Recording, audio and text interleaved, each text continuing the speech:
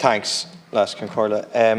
Taoiseach, I want to raise with you again the issue of huge hikes in childcare fees. This is happening in creches which are saying we can't afford to stay in the core funding anymore, and then are massively hiking their prices as a result.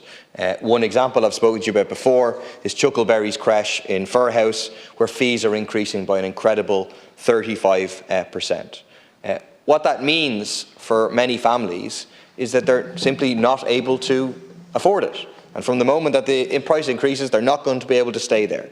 Quote one email I got: if this childcare funding issue is not addressed, I could be left with no option but to leave the workforce and resort to being full-time stay-at-home mother.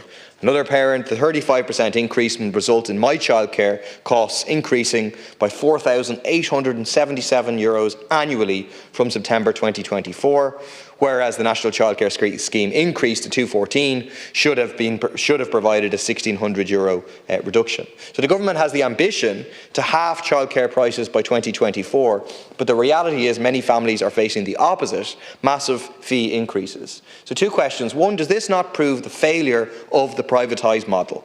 We have a free, state-provided primary education. On childcare fees, providers who are in the scheme have reduced their fees by about 25%, and will reduce them by a further 25% in September.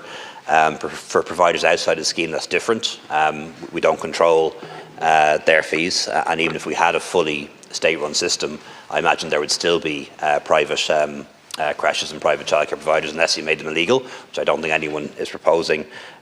What I don't have a proper read on is the number of childcare providers that are pulling out of the scheme. And that's something that I'll have to make inquiries with Minister Gorman about. It might be a very small number, in which case it's one type of a problem. If it's a very large number, well then it's a very different problem.